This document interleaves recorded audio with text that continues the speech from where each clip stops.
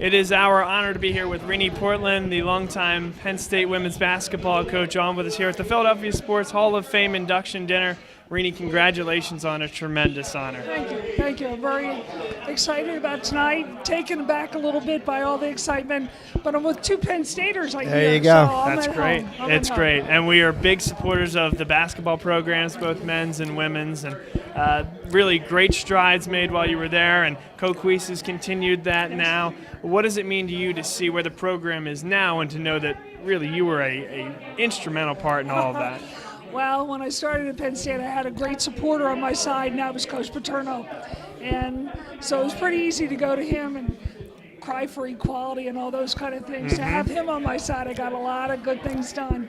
And once we got started, the community got behind us, and that was the ticket. And we had great players like Susan McConnell and Helen Darling, and just people that really put people in the stands for us, so I was pretty excited. Rene, what was your background? What brought you to Penn State coaching women's basketball at that level? Well, I guess my beginning claim to fame was that I was a Mighty Mac in Immaculata College. I played there for 4 years on the Captain Rush. And then I went to be the head coach of St. Joe's in Philadelphia, so I'm at home. And then I went on to the University of Colorado for 2 years in Boulder, a little too far away for my mother's likings. And then, as I said, I got the phone call from Coach Paterno. He was the AD at Penn State at the time. And didn't take too much arm twisting to bring me back. That's great. Was there anything bigger claim to fame than being a Mighty Mac? I mean, that was the is that almost like the beginning of women's college basketball? It really was. And then, Title IX hit after what we were able to do, so it really was a kickstart. The beginning, when we had the Final Four here in Philadelphia, there were T-shirts made. Immaculata was the beginning of women's basketball, and so it was neat to be a part of it. And look at it now. I mean, it's incredible. It's incredible. You'll hear me say tonight, my journey in women's basketball has been from the outhouse to the penthouse. Not saying Immaculata was the outhouse, but when you had to buy your own sneakers and sell toothbrushes, it was. But I get it. I get that analogy completely. I mean, it was rough going. How many students did Immaculata have? No, it was rough going. We absolutely loved it. There were 500 of us up there. We weren't called mighty until we won 3 national titles. And then we went on to better things and bigger things. And yes. Got advantage of it. So we went from riding in 2 cars to basketball games when I was a Mighty Back to charter jets at Penn State. So the outhouse to the penthouse is a good story. Immaculata is right near Malvern, isn't it? It is, actually. Yeah, it's in its own town of Immaculata, so okay.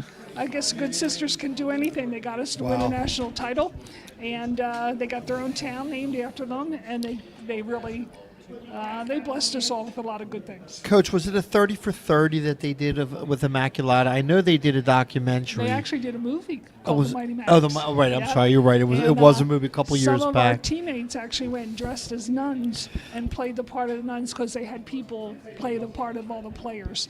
And, that's funny. So it was fun to watch. A little different than what we really lived, but it was a fun movie. So what are you doing these days? How often do you get back up to State College for one? I was just there for the Penn State-Michigan football game. I was there as well. What an experience. And it really was a great thing. I haven't been back much, to be quite honest. We moved to Bloomington, Indiana with grandkids after I left Penn State. Just recently moved back to the area. We live in Tannersville up in the Poconos. And you heard me mention grandkids. I'm a full-time grandmom. I have 7 grandkids under the age of 11. And I like this new job. That is a great job. Immaculata to Penn State to grandparenthood. That's quite a great journey. It really is. Yeah. It was a great journey, but this one, as I said, is the best job I've ever had. Absolutely. Rene, we had the opportunity to talk with Andrea Kramer earlier, and she talked a little bit about the hurdles that women in journalism have to overcome. What have you seen in terms of the women's collegiate basketball game, as well as women's sports in general, And what progress have you seen in 20 years? And after that point, what more do we still need to do?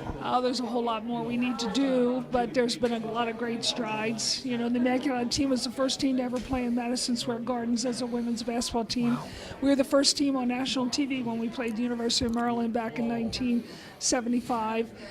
Now there's TV, there's radio, there's a whole lot of things that have happened in women's basketball. Our Final Four is a big success. Coaches, as I say in my speech, I went from $200 as a head coach to I had to hire an agent to negotiate a multi-year contract by the time I was halfway through my time at Penn State. The kids are now receiving what the men receive, the free sneakers, the free everything, which is really good. The academic supports, which is really necessary. But we still need you guys, the media, to help us out a whole lot. Until people hear us and see us, they don't believe in us. So I guess my big pitch was get yourself to a game and you'll fall in love with some basketball players. You'll do a good job watching. You'll do a good job watching them. When you were coaching at Penn State, you guys played at Rec Hall, right? Well, we played in Rec Hall, and then they built the Jordan Center.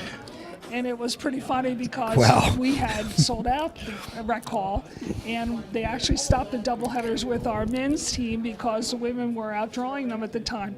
We built the Jordan Center, which was 17,000 people, and I really didn't want to leave Rec Hall.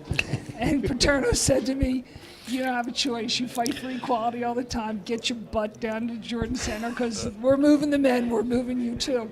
And we went down, and my dream was to see the marquee outside of the Jordan Center saying sold out. And that dream came true. Wow. Before our Michigan game and our Purdue game one season, out on the marquee a whole week before the game, it said Lady Lions sold out, and that was 17,000 people. So we had our own TV show. We were on TV a whole lot. We had our radio people travel home and away.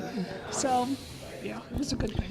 And I hope it keeps going. Except for a few blips, I don't think the men's team has ever gotten close to the fan base that the women's team has. I would like to return to the university at some time. You know, they work hard. They really work hard.